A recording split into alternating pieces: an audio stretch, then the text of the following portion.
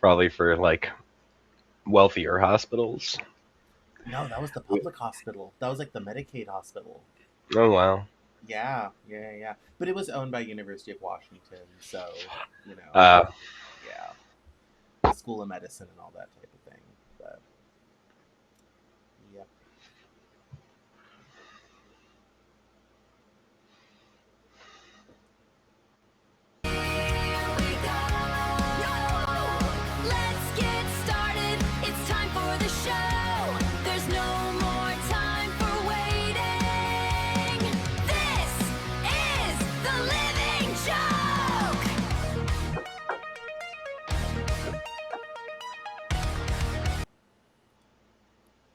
Hello, everyone. Welcome to The Living Joke. My name is Cameron. and I'm Will. Hey, how are you? I'm changing up the intro. I didn't tell you that, but now that there's just two of us, we can just introduce ourselves. Hello. Hello. Um, Welcome to the show, everybody. We are back with another week of incredibly entertaining headlines and trailers, which is going to be tons of fun.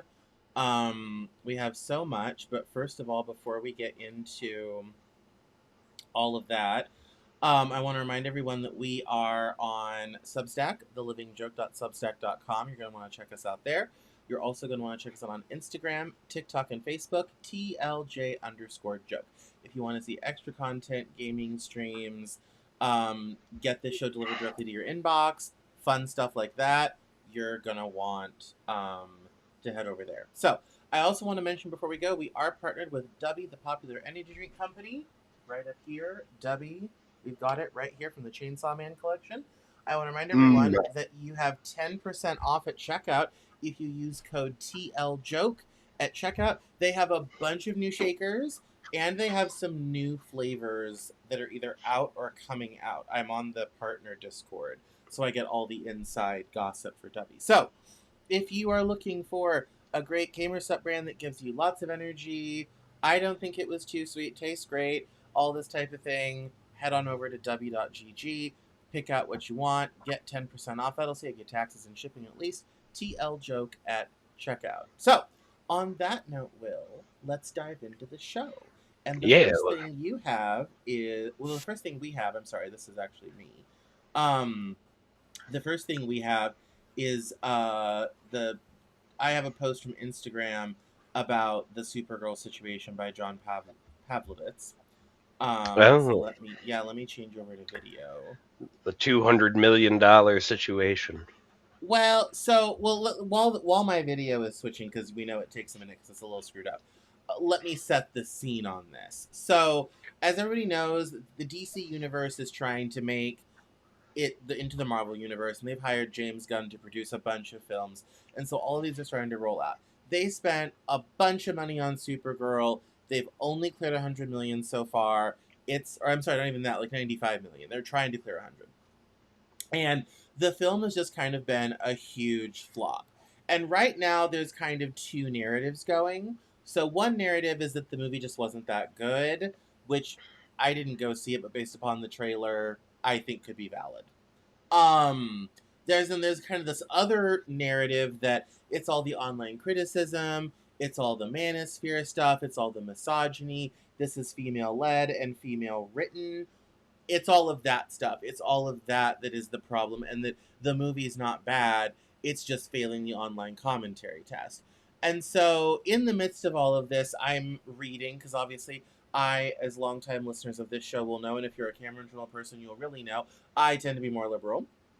And so I follow a lot of liberal and left leaning content creators and everything.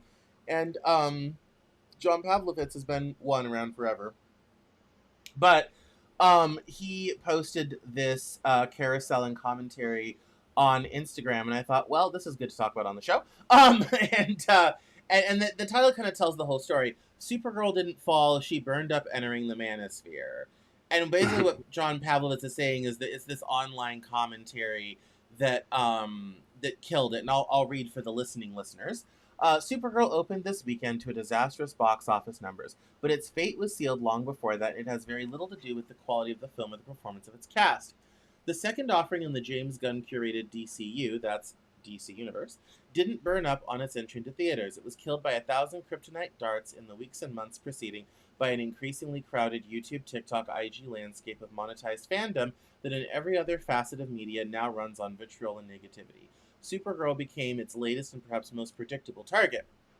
The film's lead, House of Dragons alum Millie Alcock, was dogged from the moment her casting was announced with a disturbing amount of venom hurled at her physical appearance, something that has reached a disgraceful zenith since the film's release. Add to that a female screenwriter in Anna Nagoya, along with the rabid disdain for Gunn's supposed woke agenda from aspiring alpha male online gatekeepers, and from the beginning, the manosphere was simply not going to allow it to succeed. A fierce torrent of dude bro think pieces, panel conversations, and supposed scoops flooded social media, each one working to one up the others with its sky is falling histrionics, yellow sun hot takes, and click garnering thumbnails. More than any superhero movie since the first Captain Marvel film, have performative fragile males worked so hard to poison public sentiment before a second of footage was released. Alcock especially has been hounded by criticism over her physicality and her perceived lack of enthusiasm on the press circuit. Seriously, maybe you should smell more vibes. And of course, he goes on into specific YouTube, all this type of thing.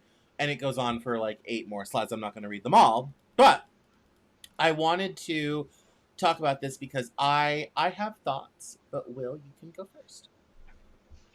Well, I saw one of the slides, actually one of the last slides you didn't click through. Or you didn't read. Oh, yeah, yeah, yeah. He then places the blame all on, as the entire fault is, it's a couple more, I think.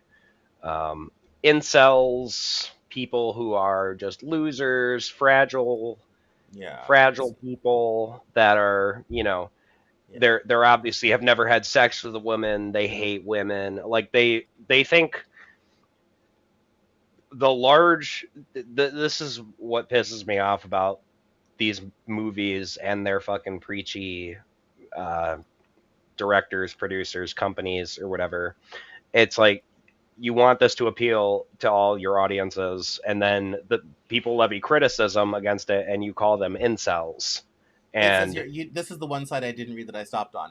YouTube accounts such as Nerdrotic Daily and Geeks Plus Gamers, whose stable of mortally insecure, insufferable incels have been among those most ruthlessly attacking the actress in an effort to grow their already massive viewership among other easily lured young men weaned on conservative sexism and toxic masculinity. That's John Pavlovitz, not me. But yeah. yes, yes, yeah, it's very, this argument that the only reason it could fail is because of like straight white men or whatever, is it's so tired and played out. And it's like, no, you just made a turd movie. It's Well, okay. yeah, I mean, and I'm glad you said that because, like, okay, this group isn't large enough to make or break a film in the U.S. market. Exactly. Like, that's Like, just numbers. Hi, I'm Cameron from the marketing department. That's just numbers. Like, yeah, a quick reality check for, if you, this was true a couple years ago. It's probably more true now, or it's probably gotten less of a group of users. Is at the time, 2016, 2017, 18% of the world's population had a Twitter account, but only 2% were active posters. yeah. So think about that, and then like divide that up into all the possible demographics it could be, and it's like this tiny amount of people that you think are the cause for this. Like, in no way, they maybe have barely an effect on public perception, but like that, the amount of people that are, you claim, are touchless, sexless, kissless, hugless virgins that just have contempt for women, that it exists, but it's like less than 1% of 1% of Well, people. and even if we think about just the following from like Nerdrotic or Geeks and Gamers, I think that combined isn't 10 million people, and most don't listen all the time. So even if every single subscriber in both of those shows, or even multiple shows, listen to all of that, we're penetrating maybe 10% of the population of this country. you know. Mm-hmm. And then when we narrow it down to like who would go see the film, who demographically it's for, all this type of thing, there's still a lot of people. Now I realize narrative can change perception, all this type of thing, but I also know people well enough to know that if they thought it was going to be good, they would show up anyway, regardless of the whining of people online. Because that, Exactly. have you met people, sort of thing, or they'd start going ironically because like, oh, everybody hates it or whatever have you, let's all go ironically. Like, people like to be contrarian like that. I think John Pavlovitz, all due respect to him, I think is really overestimating the power of some of these media brands, and is overestimating, honestly, like the power of young men of any racial demographic to make or break a film. This isn't 1985 anymore, or even 1995 anymore, or even 2005. Like, our country is much more diverse. We're slightly overweight men to women, but our country is much more diverse than it used to be. And there's lots of sub markets and niches and things now. It's not monolithic like the old film business used to be. Mm-hmm. And I just feel like, yeah, okay, so the incels aren't going. That's not a huge group. That's not a $200 million flop. Like, Right. anyway. By the way, this it's for what it costs to make it, and its premiere across the world over opening weekend, worldwide, it's made $101 million Yeah. worldwide. So it's not just us. Do you think that it's not just the men out there? Do you think the entire world is just everyone just hates women? Like, this is the Yeah. the weird reality that they live in, that these people cause. They're the boogeyman of all your problems. I'm not even invested in this movie that much. I think it's kind of funny because I watch like guys like Mike Zero talk about the drama around movies and whatnot.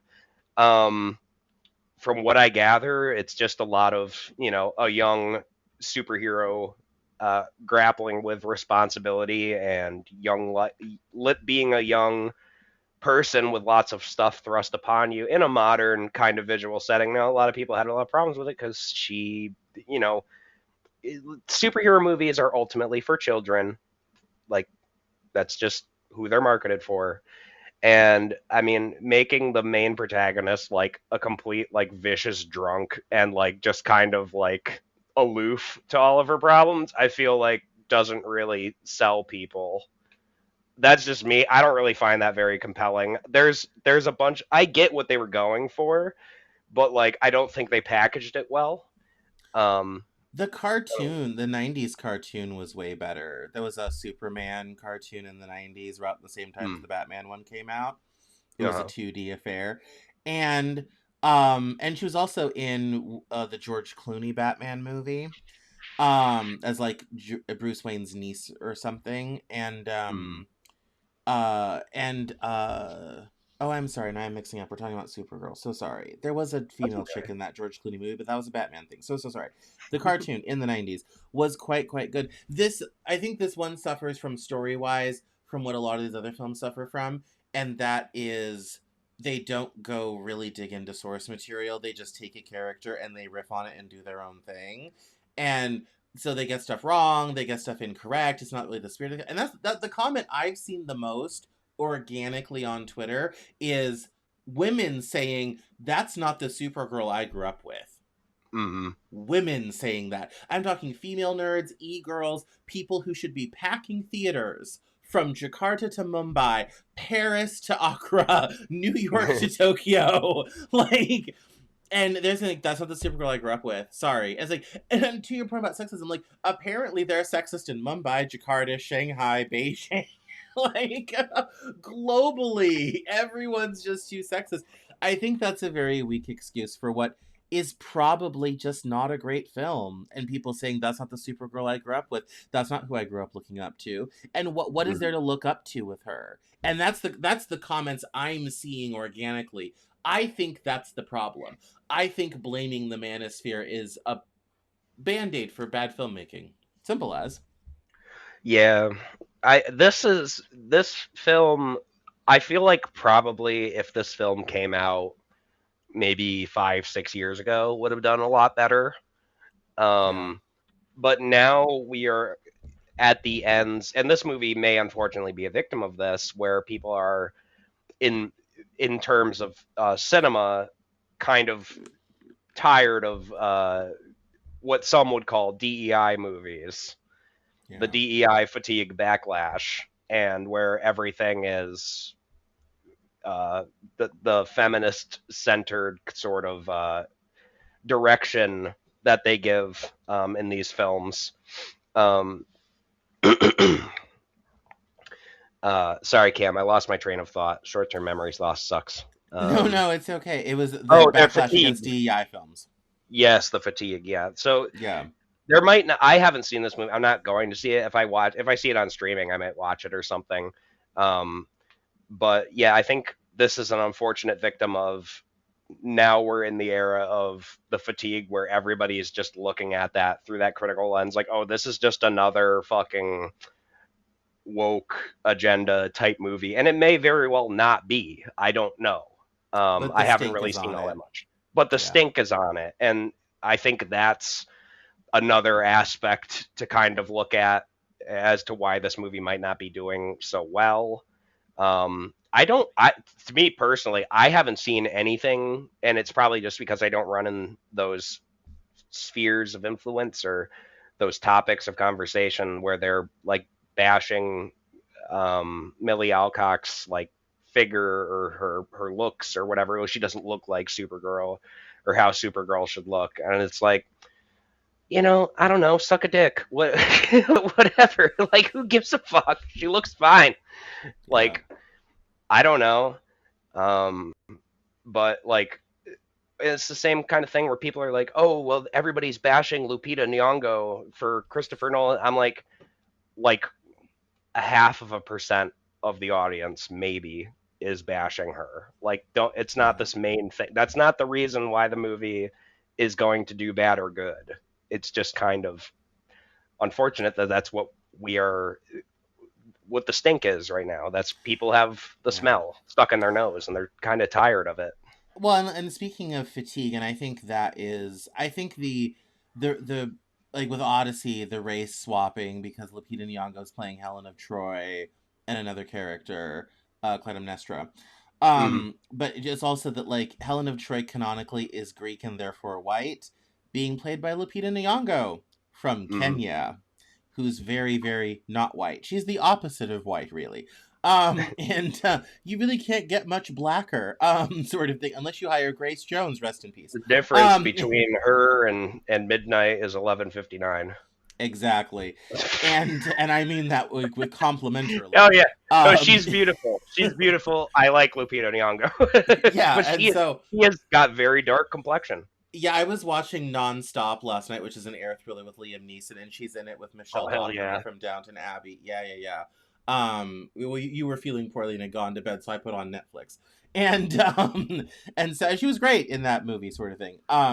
But yeah, and but speaking of fatigue, though, I think the other thing that this movie suffers from, and I think this is the real story here, is superhero fatigue. It's been Yeah. 15 years of nonstop superhero movies, mostly from Marvel, with a lot of DC failures like Hornet and all this type of thing. I I call think that Josh honestly, Whedon fatigue. yeah, I think like right now, another superhero movie is just gonna be a tough sell, Mm-hmm. regardless if it's perfectly cast and perfectly keeps source material, all this type of thing. The general public, not us online, constant online degens. I'm talking normie people who drive a Honda Accord and go to work. Um, I think the general public is just wants to see something else, sort Mm-hmm. of thing. Which is probably great news for Chris Nolan's Odyssey because it's not a superhero film, and people will just kind of forget that Helen of Troy really should have been Greek and white. Mm-hmm. But it's yeah. I mean, I think it's superhero fatigue is the big problem. I agree. Just I agree. people are over it, and I think a lot of I'm not saying that the online narrative isn't a bit of a problem and a lot of problematic stuff gets said. I think that is a thing and a problem. I Sure. don't think it sinks a whole film in this day and age. Yeah. Sorry. That market influence is big, but it's not that big. It's not kill a film globally big. Like, Mm. you know, Chinese people aren't going to see this film. I don't think they listen to Geeks and Gamers in China. I don't think they're allowed. Great firewall, like, sort of thing. So, um, so I think John Pavlovitz is overestimating how much of that is really a factor in all of this, and just trying to make up for people are tired of superhero films. It doesn't really keep to the source material from what I've seen organically.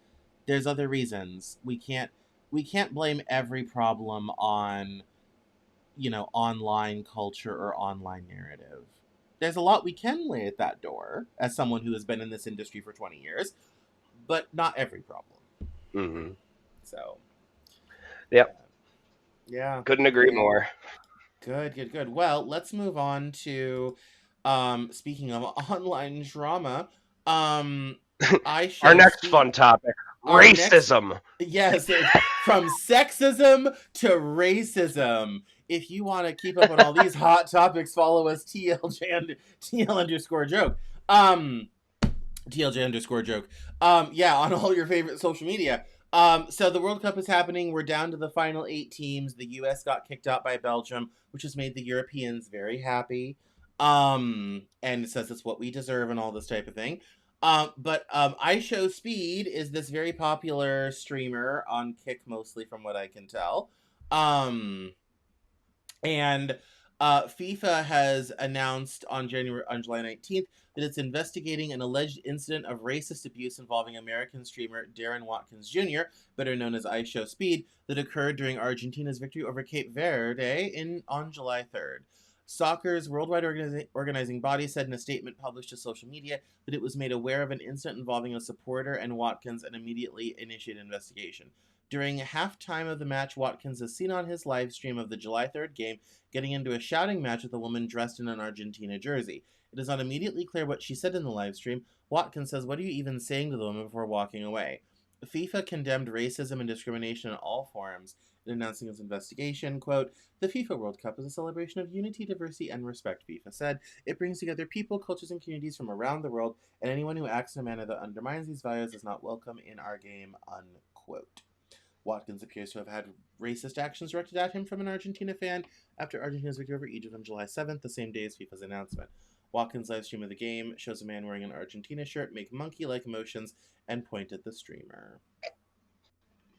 So, Man, Argentina. Why? so here's one of the dirty secrets about most of the rest of the world. I'm so glad you're about to say this because I was thinking the same thing. Yeah, it's better if it comes from me. And a lot of the rest of the world is, quite frankly, a lot more racist than we are here in the US. I know that sounds crazy because we've got our issues in this country. I'm brown in this country. I won't say that we won't. Yeah, we're leading the world, I will say, when it comes to not being racist and being culturally diverse, because we get a whole lot more exposure. Especially in South America, if you're darker complected, that tends to mean you're either African background, Brazil, or you're indigenous background, a lot of the rest of LATAM. And so people tend to be rather racist. Here's the reality. IShowSpeed is very dark. He is very black, and people will still make racist remarks and racist caricatures. A lot of the rest of the world, it's 1955 Alabama. And so I'm kind of not surprised that maybe some Argentine fans are kind of like, "Who are you? Where did you come from? Why are you important? Why are you streaming?" And oh, by the way, because to them, it's funny. They probably didn't. I mean, the lady maybe meant some harm. The dude probably didn't mean any harm. That's just still funny to them. They haven't got to the whole racist jokes aren't funny thing yet that we have here in America and most of Europe. And before you get in the comments about this, there are creators, black creators online who travel internationally, professionally, or through being an influencer, that talk about how, like, going and teaching English in South Korea, you will experience more racism than you ever had in your whole life. China, same story. South America, a lot of the same story. And I say that as someone who has South American staff and all this type of thing. Um, like this is 110% a thing, and it's yeah. I mean, I guess FIFA's investigating it, so um, yeah, it's I mean, I admire the sadly a thing. dedication of FIFA that they're investigating, because I mean, here in America, that's relatively small potatoes, you know, of racism. Oh, It somebody made a is. monkey noises at somebody. Oh, okay, but Yeah. um, it is nice that they have that sort of dedication to their fans and keeping the game for all. Of I like course. that. I like principle in a company. So that's nice. I mean, I think these people need a stern talking to. I don't know if they'll ban them from games, but they definitely need a stern talking to, maybe. Well, It's yeah, yeah. IShowSpeed also, like, yeah, it probably sucked to have that thrown at him, but boy, I'm sure the views went up. I'm sure the views went up on that stream after that happened. Yeah, it's just yeah. I mean, is this something where I mean, like I said, when you're a very dark skinned person in a lot of other countries, you're going to experience a level of old fashioned racism that we have made in this country by and large, outside of a few select places I could certainly take you to, um, socially unacceptable. That is not true in a lot of the rest of the world. Hmm. Including Australia. I've heard some rather horror stories down there. And I mean, contrast that with how many African descended people are on the field, including for Argentina specifically. Right. Like, and every other team in FIFA as well. Like, but the reality is these are just normal people who work normal jobs, and this stuff is still funny. And there's a cultural, I guess what I'm saying is there's a bit of a cultural disconnect here that that doesn't make sense if you don't understand the culture clash that's happening and how unacceptable this is in American society or many European societies. That hasn't reached the southern hemisphere yet. So, Yeah. um Yeah, if go look at racism if you think it's bad here, And I mean, don't get me wrong, we have work, America, everybody has work to do. Not saying, not shirking any responsibilities here, but like Argentina, really racist. Um, India, really racist. yeah. um, Malaysia, very racist. Japan, love you, Japan, but you're very racist. Yeah. No, and And and, that's and everybody. They're not just racist against black people. They're racist against everybody who's not Japanese, yes, and both parents Japanese. Ask any Asian and person. both parents Japanese. Yep. Yeah, yeah, yeah. No, I mean it's I mean, and here's the thing is, and this is not a read against anybody, especially Argentina. It's exposure. No. Our society by design is not very homogenous. We've had all this immigration for 200 years. We've had obviously the legacy of slavery and African descended people. That's literally why I'm here. All this type of thing. We have a level of exposure to different groups of people in this country that is really uncommon in much of the rest of the world outside of certain parts of Europe. Like specifically London, not even the country of the UK, specifically London, not even all of France, specifically Paris, like, sort of like specifically Milan because it's an industrial powerhouse. Like outside of the United States and a few parts of Europe, the level of racial and background diversity we have here is very rare. And so people just haven't been exposed. Most people in China have only seen black people on movies and television. They've hardly met Mhm. one in person. Not enough of us go there. Japan's a little bit different because they have the military in Okinawa. So they know more about the diversity because all the American soldiers come in, and so there's a somewhat a different attitudes in Japan about that in terms of they've at least seen a black person in person at some point, sort of thing. But they're not working next to us. They're not having daily exposure. They don't have any friends because they're just not there. Their country's Japanese, where the Japanese people live. So a lot of it is just education and exposure. And if anything, credit to us for living in an amazing country that can hold some people from all over the world under one roof, and we figure it out most of the time. That's, and have managed to create this sort of multiracial pluralistic society that is somewhat functional at least 75% of the time. So that's, yeah. And this kind of shows that not everybody can do that. Not everybody has that. We're special in that way, So Mm-hmm. that's your tablespoon of American exceptionalism for the day, everybody. But yeah. Yeah, hope IShowSpeed that didn't kill his mood or anything. Hopefully he just got. I don't watch IShowSpeed, but he seems like an alright guy. I've watched a couple of his re-uploads on TikTok. He did this whole tour in Africa and everything, giving out like soccer Mm. balls and stuff like that, and all this type of thing. He seems like a Oh. cool person, and yeah, he got like adopted into a tribe and all this type of thing, like Michael Jackson back in the '80s. So yeah, he seems like a really cool dude. I haven't heard anything crazy, but as we know, if you watch a Tozy's YouTube channel, streamers can go to the left at the last second. So we'll we'll see what happens. We'll see what happens. So our next story, this is terrifying as someone who has not worked, but grew up with somebody who worked in aviation and who has flown a plane with a pilot before, all this type of thing. And who knows a lot of air disasters, like the Germanwings disaster, where the pilot wanted to commit suicide and took the passengers with him.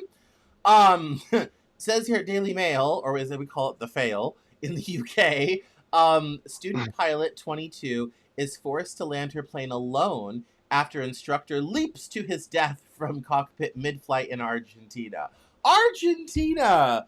Pull it together! Two Going on. stories in a row involving you.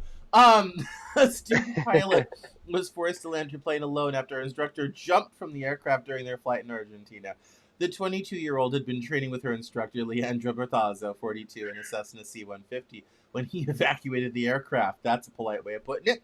Although investigators are looking into the reasons behind his sudden death, the student, who is believed to have a pilot's license but few flying hours under her belt, has claimed he opened the plane's window and jumped. Despite watching Mr. Bertazzo plunge to his death, she still managed to land the Cessna C-150 safely and unaided at Colonel Olmedo Airport, where they took off and alerted authorities to the emergency situation.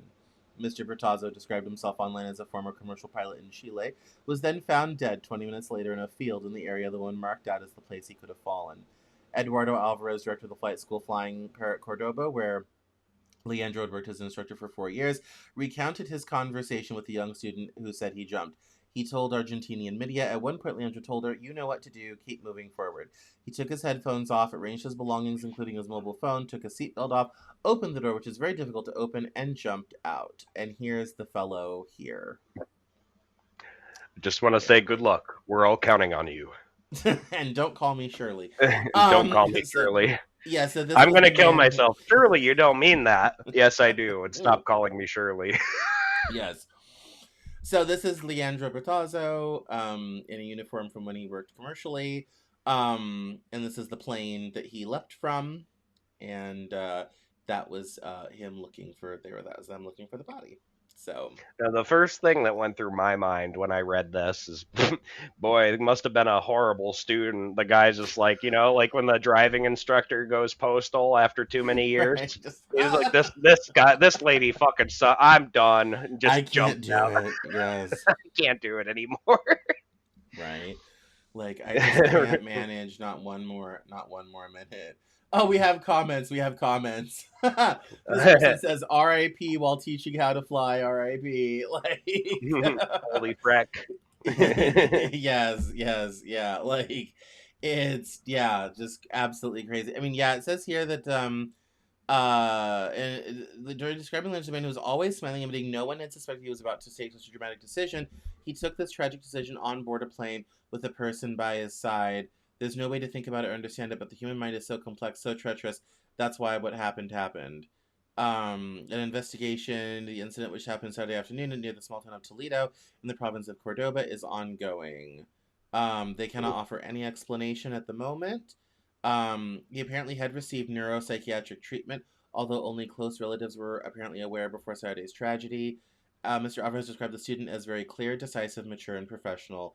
He added she was very shaken, but with complete professionalism, she flew the plane to the airfield and made a perfect landing. She maintained a very high level of training and professionalism. Earlier in the day of the incident, Mr. Bertazzo had taken another student out to fly before getting into the cockpit with the 22-year-old student. Yeah, right. Yeah, he took another Apparently plane that out person, earlier. yeah, apparently that person wasn't worthy of him going. He was waiting for this student specifically. He was checking the schedule and being like, no, they need help. I can't trust them. They'll kill themselves. She's good though. She's good. She's the one. Yep. He can handle That's it. yeah, she can handle not killing herself while I kill myself. Whose So day am I going to ruin today? right. Like also, I mean it's like imagine how traumatizing that is for the student. Like I wouldn't blame Right. her if she quit flying. I mean, would you feel I mean Right. I would, I wouldn't feel bad. Like, honey, maybe another line of work is for you. Like that. I don't know, poor thing. Yeah, Like that had to have been absolutely terrifying. And how do you explain that over like air traffic control? Like, uh, hello, this is Amelia Lopez. My our co-pilot, my trainer pilot, just killed himself. Please respond. I mean, basically, yeah, you report in because it's now like the flight's not in an emergency status. So, because Mhm. there's one, a door opened, and two, someone has departed the aircraft mid-flight. So you literally have to call it in and be kind of like, yes, this incident has occurred. What directions do I need to follow? I need to land immediately. Like literally that. Like, yeah, it's crazy. So yeah, there was another story. Poor girl, she was doing her first solo flight, and her landing gear would not come down, Oh and she no. was so nervous. So they got her instructor on the radio to help her get the plane on the ground, and they had her Oh. like circling and everything, and they were like coaching her, and she was super scared and super nervous, but super trying to not seem that way, but her voice was audibly shaking. So yeah, I imagine this poor student was just so shaken. I mean, like a whole person is just kind of like, do good, keep moving forward, click, fling. Like, Adios, so amigo, and just flies right, out. yep. So Yeah, makes you wonder what was going on, you know, in his life that he felt like that.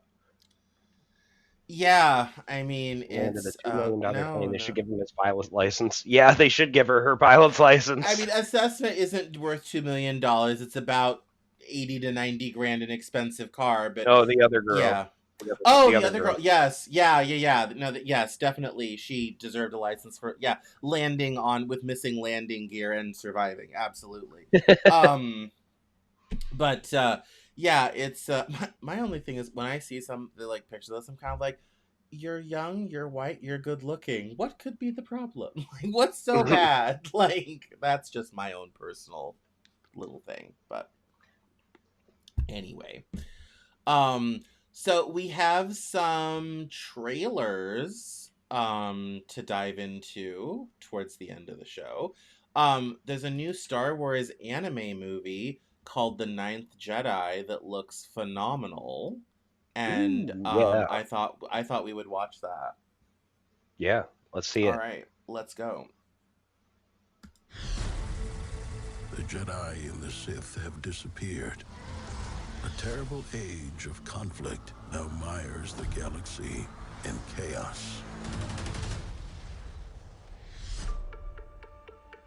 We are searching for allies who will stand up with us for the sake of the galaxy.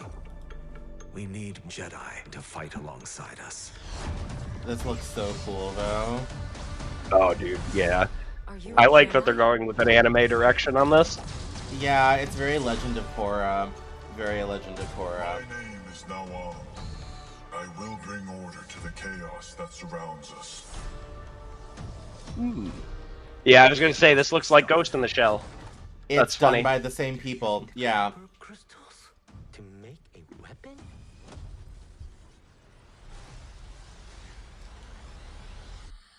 Fire. Sonic Boom! August Yeah. 5th. The, I won't allow you to conquer the galaxy. no, you won't. No, because I am a Space. 16-year-old girl, and as every child's mission is in Japan when they turn 16, you have to go and kill God. Always. Always, always. This is a lightsaber forged by Lord Shima. It reflects the user's heart. So kawaii User's desu. heart. Kawaii, yeah. The Jedi fight in the name of justice.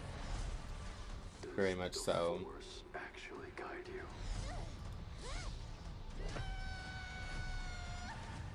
How many people have you killed for the I don't sake of know. justice? I don't know. Lots. I don't really keep count. I don't really keep count. I'm such a spaz. I'm such a Gemini.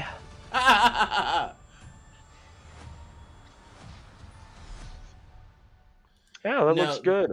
it looks really good. No, the first I saw it, I'm like, someone who worked on Ghost in the Shell is doing this. And I'm like, oh, it's the whole studio. That's why it looks like Ghost in the Shell. I'm like, someone at a high creative level worked on Ghost in the Shell is doing this. And it's like, oh, it's the same studio. That would explain why it looks like that. So, but yeah, no, very exciting. Very, very excited for that. The only downside is like on Disney Plus and Hulu, and I don't subscribe to either of those. So, but I'm excited Worry to about that watch. on August 5th. Yeah, I'm excited to see what clips of it come out on socials and all this type of thing. So, yeah. So, no, it looks so phenomenal. Yeah, and the response has been has been great. Of people, like even the comments here, Disney, Star Wars will die, we need help. Japan, just give it to us. This Hold one, my beer. Chihiro from Spirited Away has become a Jedi. The studio behind Kajiro #8 is doing Star Wars. This is gonna be good. Agreed. Like, so yeah, it's which I think goes to show, if it's good, people will respond to it. James Gunn, are you listening to the show? Hello, James Gunn. Someone pipe this into his office. Like that. Right.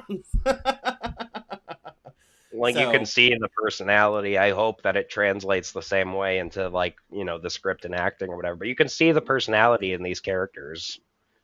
Yes. Yeah. And yeah, and it's, you know, I think the other cool thing about, not only is the art and everything really cool, but I also think I'm not quite sure, because I haven't looked into it, like what period of the Star Wars history this is in, but I think this might be before the Clone Wars, I want to say. So, which would be interesting. Some Old Republic action would be good. It might be after or newer, but Let's see. The some Star Wars Star Wars enemy. nerd in the comments will tell me. It takes place officially 1 year, approximately 1 year after the events of Episode 9, Rise of Skywalker. Okay, so it is the continuation of after the 9 films. Okay, cool. Yeah, because Luke has disappeared, and there are technically, like, no Jedi here. And if Rey put away her saber, then there are no Jedi, and there are no Sith. Right, but now we have a new one, maybe, kind of, possibly. So cool. But now they're striking all of that, so they're also throwing away that whole timeline. Yeah, that's the rumor, is that we're gonna forget the last 3 movies happened. So, yeah. Speaking of anime, though, unless you have final thoughts on this. Nay. Okay. In LA, they're doing a art collective for the anime Bleach, which is one of my favorites. And this is super short. It's 41 seconds. Just wanted to slip it in real quick. Yeah, slide it in. For more than 2 decades, Bleach has inspired generations of fans around the world. Now, over 20 renowned contemporary artists have come together to celebrate the series that inspired them. Through paint, canvas, and imagination, each artist reinterprets an iconic character, moment, or memory from Bleach through their own distinctive styles. This is more than an exhibition. It's personal tributes, so cool. Unique artistic perspectives, celebrating one legendary story. Experience Bleach LA, the Artist Collective, a one-of-a-kind gallery exhibition where fandom becomes art. Ooh, yeah, I wish that was closer to Yeah. Connecticut. I would love to go there. Unfortunately, it's on the other side of the country. I But know it's all the way out in LA. It's super sad. I'm hoping that there will be some social media posting with some of the pieces and all this type of thing. But yeah, the Rukia looks so good and all this type of thing. And also the mediums they're using like on a surfboard or whatever have you. I'm like, I don't surf, but I would 110% buy an Ichigo surfboard just to have in the garage. Like yeah, it's so good. So yeah, I found that in doing research for the show and everything, and so I'm like, this is super short. Let me just slip it in real quick, sort of thing. As a cool thing to go check out. So, yeah. So, and if you're audio only right now, I would encourage you to head over to our YouTube channel, The Living Joke, which is now fully branded because the Cameron Journal is done in 10 days. It's now fully branded. You can look us up and find the YouTube channel. And go check out, like, watch either our shows or watching it, or just find the Bleach LA video on YouTube. Just put in Bleach LA, the Artist Collective. It comes right up on IGN. Go check out some of the pieces. They are super, super cool. So, yeah. lots of beautiful artwork. Very talented. Very talented. Yes, yes. And then for the final trailer react for our trailer reaction segment, there's a new samurai thriller from Kiyoshi Kurosawa called The Samurai and the Prisoner. It's in theaters July 31st. And here is the trailer via Twitter.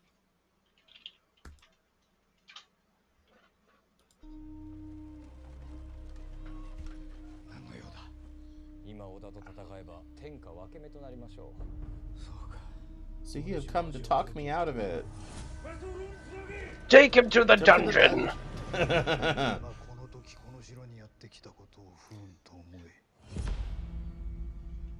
Selected for Can. Oh, Oda's attacking the capital. Ugh. Believe in me. Believe in our castle strength. It's not gonna end well. Most dishonorable. That's one hell of a warning. Kill somebody to let someone else know they could be murdered. I'd say that'll get the point across. Yes. It's a siege plus court drama plus a murder mystery. Lend me your wisdom. Stunning, both new and expansive, the rap.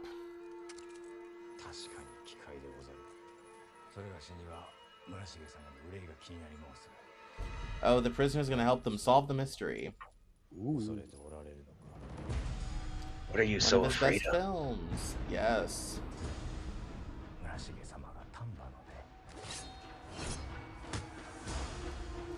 A murder mystery dressed up in sumptuous feudal garb. Yeah, that describes it. Highly entertaining, a tricksy game of cat and mouse variety.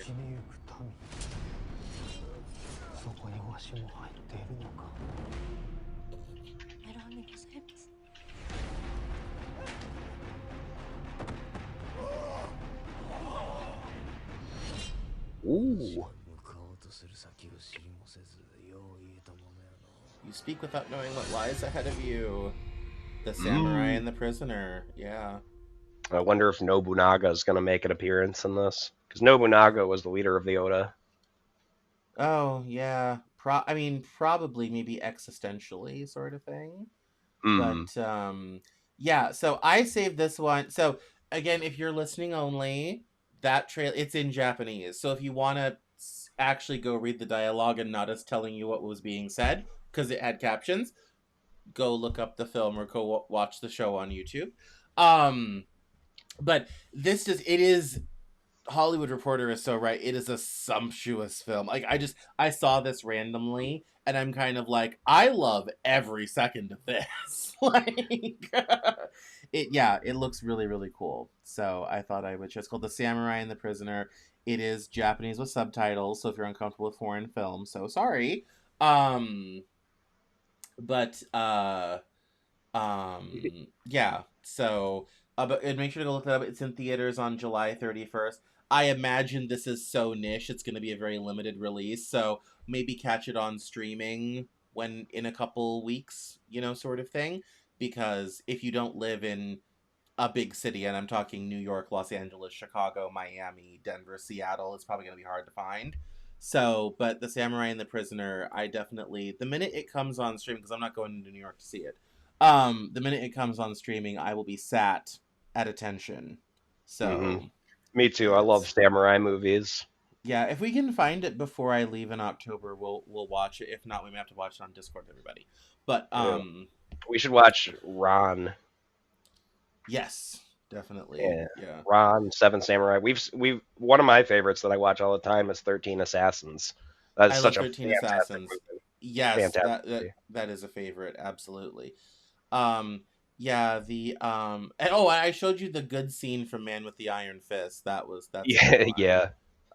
Yeah, and obviously people will know I heart Curse the Golden Flower, and we Curse of the Golden Flower. yeah, we that was a whole trend in our house for a good couple months. Like that was we had a ton of fun with that film. But um yeah, so it's but no, so this is really great. The Samurai and the Prisoner out July 31st. Make sure to check that out when it hits streaming, because like I said, it's probably not going to be in anything more than big cities with lots of film places. So, Mm. but yeah, so yeah, so that gets us to dessert. Num num num. I know. And you had Oh this Facebook yes. picture about Resident Evil, so I'm going to let you walk us through this. Well, why don't you? Do you want to actually? No. Here we go. Let me see. I do have it pulled up here. So if you, for those who don't know, if you're a fan of Resident Evil, like I am, the films or the video games, you might have heard that Zach Krieger is making his own Resident Evil that's going to be appearing in August or September, I think. Yeah. But anyway, so I was excited. I really, really was. Um, However, I read this today and it was like, oh, and just like that, I'm not paying money to see this movie. Incredible how that works. So from WWG, I think it's Worldwide Gaming on Facebook, the upcoming Resident Evil cinematic reboot is prepared to thrust audiences back into the gaming universe, but this time the narrative perspective is shifting away from the traditional heroes of the franchise. Under the direction of Zach Krieger, the 2026 film will completely sidestep established fan favorites in favor of an entirely original protagonist named Brian, who's going to be played by Austin Abrams, who is a medical courier forced into a desperate battle for survival against a sudden viral outbreak. By focusing on a previously undocumented survivor, the production aims to capture the grounded survival horror atmosphere of the games without relying on familiar faces that defined the Capcom property for decades. This bold pivot also fundamentally changes how the upcoming feature will interact with the extensive mythology of the Zombies series. Um, Quote from Zach Krieger: "To try and shoehorn in any of those characters would feel inorganic to this self-contained story," Krieger explained in the latest edition of Empire magazine regarding the notable absence of icons like Leon Kennedy and Jill Valentine. Quote, "I have to put the story first and foremost. The concept here is that we're following an idiot. Not that he's stupid, but he's not your typical game character, with no combat skills whatsoever and completely inept at survival." Krieger's statement confirms that the director is intentionally avoiding legacy cameos to prioritize a grounded narrative focused entirely on Brian's chaotic experience during the horrifying collapse of civilization after the T virus outbreak. Um, yeah, a lot of the things that like I read when I read that, I was like, excuse me, what the fuck are you talking about? Yeah. Well, Um, as we said this morning when you brought it up, and I'm so glad you added in to talk about, I'm kind of like, there's been too many movies and too many video games to do that. Maybe 10, 15 years ago, you could have gotten away with that. But now it's like, okay, we have this great franchise that's much beloved and has all this property and value and all this type of thing. We're not going to use any of it except the name and maybe the basic concept and just go in a completely different direction. As someone who survived the J.J. Abrams films of Star Trek, which are awful, this is where you lose people. Like these things aren't interchangeable. Like, this is where you lose people.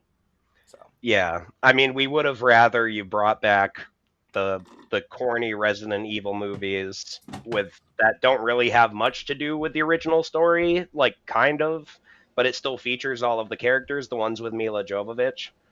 Yeah. 'Cause there's like 7 or 8 of those movies. There's 3 or 4 CGI movies, and there's 15 mainline video games or mainline console video games. Like, you have all of this source material to draw from, and instead you want to, I don't know, the only thing that leaves me it leaves me to believe is that you're doing a self-insert type of thing. And it's like, oh, well, what would the regular guy do in a situation like that? No one gives a shit. The story isn't about regular guys.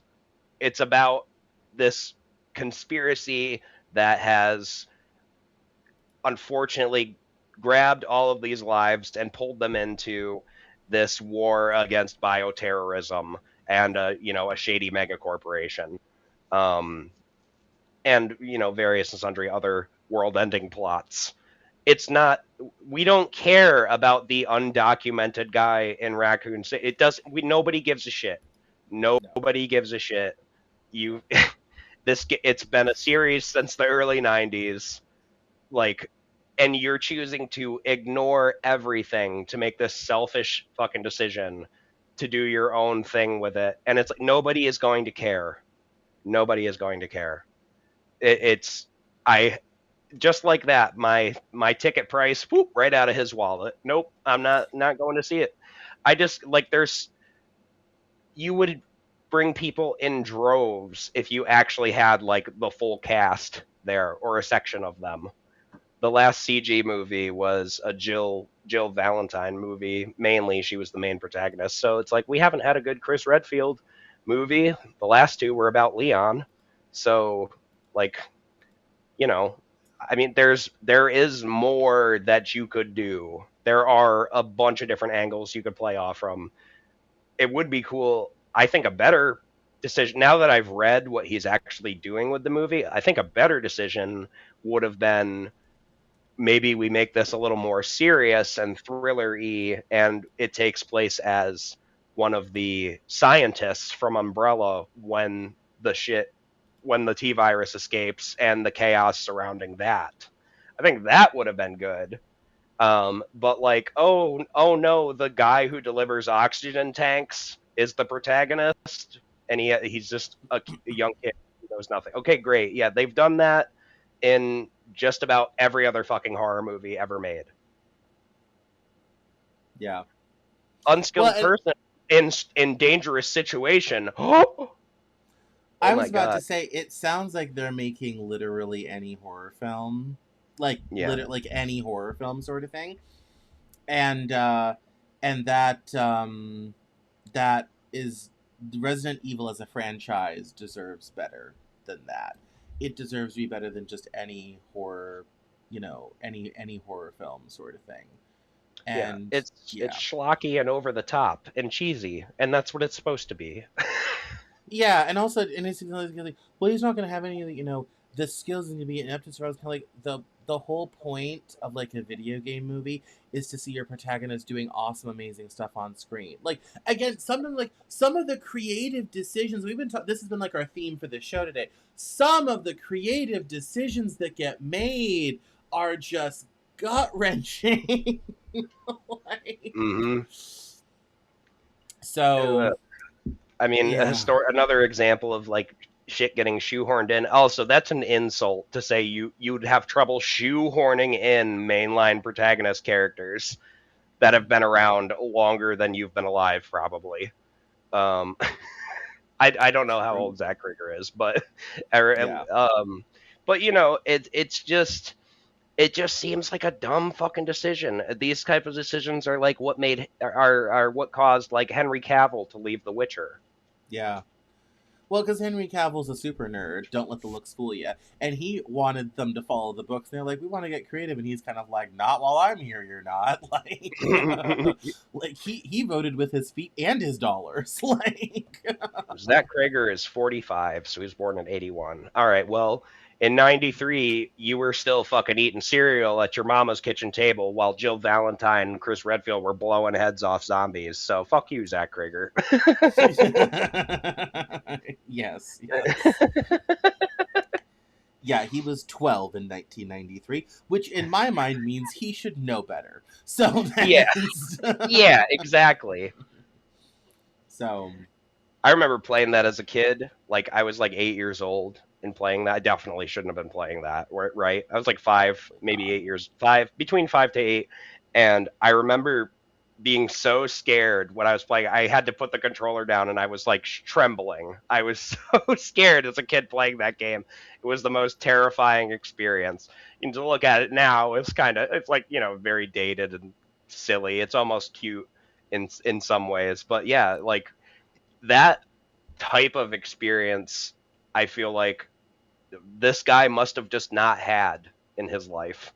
Because if you have, like, for how big of a game and how big of a, like, cultural wave that caused, like, it just seems like you must not have had that or didn't care about it or whatever. That doesn't move you. But I think that is the thing that's like, why the fuck are you ruining this when there's already like so much established shit that you could do? I don't know. this is what I'm saying. If you have a lot of established IP, I would start there. Everybody wants to do a new take or a new thing or whatever have you. And it's like, if you're early in a franchise, there's opportunities to do that. As the lore grows, as the body of work grows, the value is in those characters, those storylines. Like, and I'm talking from a brand marketing perspective. Familiarity, it's a lot easier to get people to invest dollars in something they know. So from a branding and marketing point of view, you're going to want to have those familiar things so that people have a reason to invest and a reason to spend, especially in an economy where people are very careful with where their dollars go right now. Shit's expensive, in case you hadn't been to a store in the last 8 years. Things are expensive. The consumer is stretched. So you really got to compete for those dollars in a way you didn't used to have to. From a branding point of view, the familiarity around the Resident Evil brand, those characters, those stories, those things, that's the value. Mm-hmm. That's the value. When you do something like this, you're destroying brand value. I'm sounding like Scott Galloway right now. You're destroying brand value in a way that's unnecessary. And the one last thing that I'll say about this, because I'm sure somebody will comment it. It's like, oh well, I'm sure. well, new perspectives are what got us Ethan Winters, the protagonist of Resident Evil 7 and 8, Resident Evil Village. And it's like, okay, fair point, I get that.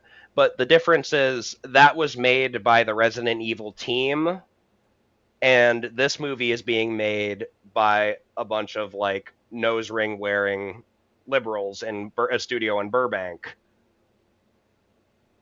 I'm like, sorry, theater people, y'all kind of look the same. I'm sorry.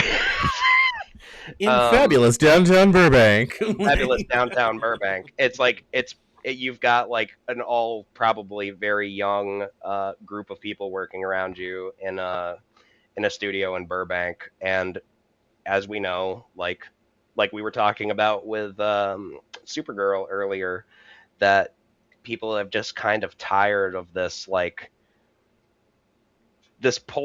it's almost like the people that are making these films want to rip away everything that made it good and then say that they made something.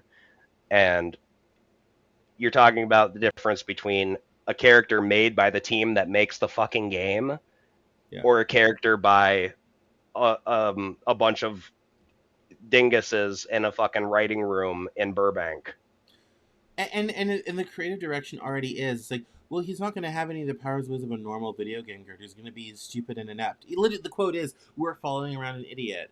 Bro, log on to Netflix. Netflix.com. We've had that for decades. Okay? Decades. Mm-hmm. You're destroying the brand value of the media property when you do this, because here's the business reality. They're going to make this film. It's probably not going to do that well, and no one's going to want to put up the money for another one because the last one didn't sell very well. That's how media works. My value as a writer is based upon the sales of my last book. That's how much of an advance I can get from another publisher based upon what I sold last. Film works similarly, where in a franchise, if the last film did well, they'll make another. This is why you get sequels that are unnecessary, because they think money's there, and that's why the second of something's usually not that good, except for French Connection and The Godfather. And so, and so, yeah, like, it's the same way. And what happens is he's going to make it hard for anyone to take a bet on this franchise for a decade, because this film's not going to do well. And it's brand value destruction. It's unnecessary.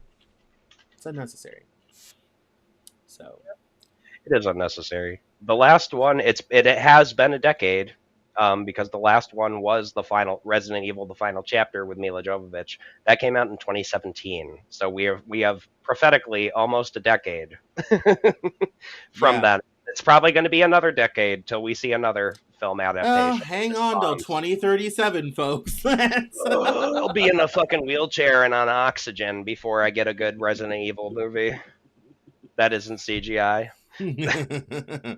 Yeah, it's no, it's so true. And